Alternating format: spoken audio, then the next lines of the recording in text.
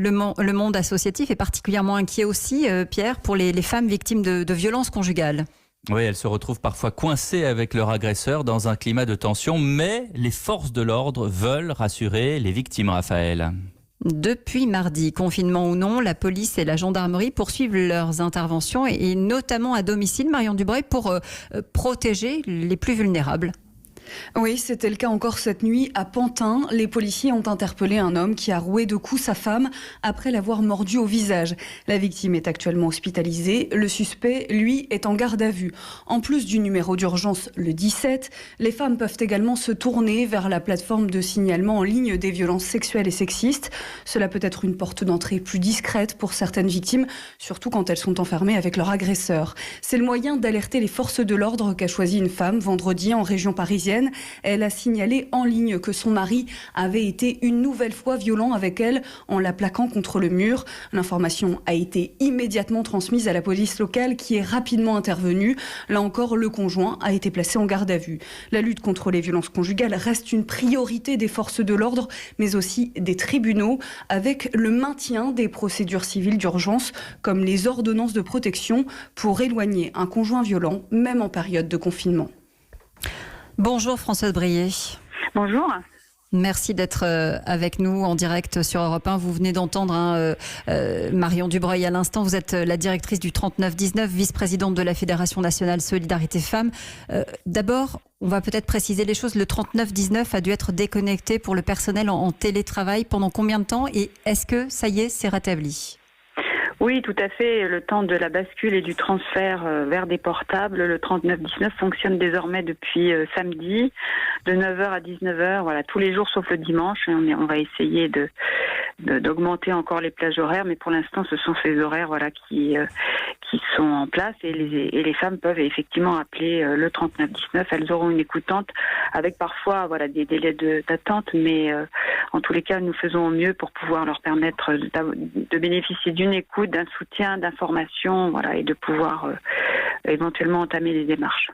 On l'a vu dans le sujet de Marion Dubreuil, hein, c'est difficile quand on se retrouve confiné avec son conjoint violent de téléphoner. Est-ce que malgré tout, les femmes arrivent à vous appeler ? Oui, on a eu environ 200 appels qui sont arrivés sur la plateforme samedi et là, les écoutantes sont en ligne, voilà, depuis ce matin. Elles reçoivent des appels de femmes effectivement qui dénoncent des violences, qui sont aussi angoissées d'être confinées avec leur agresseur pendant une durée longue. Et je crois que ce qui a été dit en début de reportage est important, c'est-à-dire qu'en cas d'urgence, il faut vraiment pouvoir se connecter au 17 ou sur la plateforme sur les violences sexuelles et sexistes pour déclencher une intervention rapide des services de police, de façon à ce qu'elles puissent être protégées. Oui. Et quand vous avez recensé ces coups de fil, est-ce que vous sentez qu'avec le confinement, eh bien, la situation est encore plus désespérée pour ces femmes ? Disons que certaines femmes qui appellent, elles n'avaient jusqu'ici pas dénoncé des violences, elles n'avaient jamais appelé à la ligne d'écoute, et là, le fait d'être confinées avec leur agresseur, voilà, déclenche aussi des actes de violence. Elles se sentent en insécurité. C'est vrai que c'est difficile d'avoir une porte de sortie et de pouvoir s'éloigner dans ces cas de confinement, mais enfin, il faut quand même rappeler que c'est possible de sortir du domicile. En tous les cas, il serait important que les femmes pensent à des stratégies, voilà, de proches, de voisins vers lesquels elles pourraient éventuellement s'orienter si elles sentent qu'une crise de violence arrive, en dehors effectivement de la ligne d'écoute du 3919 et des services d'urgence. Et ça, c'est ce que vous préconisez, c'est-à-dire que c'est ce que vous préconisez en ligne quand elles vous appellent. Ouais. Oui, tout à fait. Et puis, on souhaiterait aussi qu'on puisse avoir des éloignements et des évictions du domicile par des conjoints violents beaucoup plus rapides. Alors, c'est vrai que là, on entend des gardes à vue, des déferments au parquet, et ça, c'est très important, évidemment, quand il y a un flagrant délit. Mais dans les situations où il peut y avoir effectivement une femme appelle très angoissée, voilà, que les services de police et de gendarmerie puissent aussi rapidement demander à l'auteur de violence de sortir du domicile et de se confiner ailleurs ou d'aller dans un hôtel qui pourrait être mis à disposition et qui devrait financer pour pouvoir justement qu'elle puisse rester chez elle. Justement, est-ce qu'il y a comme ça une réflexion qui est menée sur des lieux à ouvrir en urgence pour que ces femmes qui sont en situation délicate puissent arriver, puissent venir se mettre à l'abri ?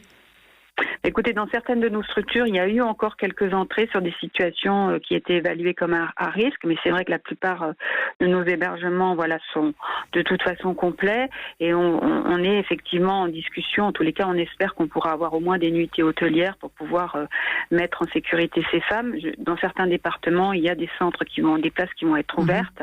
Voilà, mais c'est pas le cas partout, donc il faut qu'on réfléchisse et qu'on puisse avancer aussi vers la mise à disposition de nuitées hôtelières spécifiques pour ces femmes victimes de violences, en lien avec les associations, qu'elles puissent aussi être suivies par téléphone et disposer par exemple de tickets services pour leurs besoins fondamentaux de première nécessité. Et ça, vous le suivez aussi avec les services du ministère de Marlène Schiappa, qu'on a su extrêmement impliquer dans ce sujet dès le début. Écoutez, pour l'instant, nous, on fait un état des lieux de notre réseau pour voir aussi quelles sont les remontées des demandes, et ensuite nous font cette proposition au ministère du Logement. Et Marlène Schiappa a été impliquée avec nous, dans la remise en route du 3919, à travers les achats des téléphones portables. Mais on a fait aussi ces propositions oralement au secrétariat d'État et au ministère de la Justice pour voir comment on pouvait aussi améliorer l'éviction du domicile, parce que c'est sûr que dans cette situation, la meilleure solution serait que les enfants et les femmes, et d'ailleurs pour des raisons aussi évidentes de contamination, puissent rester en dehors de la question, que ce serait logique que ce soit elle qui reste au domicile, mais voilà, que ce soit l'agresseur qui quitte aussi ce domicile le plus rapidement possible pour que les femmes et les enfants puissent rester, elles, en sécurité dans leur logement. Eh bien, merci beaucoup pour toutes ces précisions. Françoise Brié, directrice du 3919.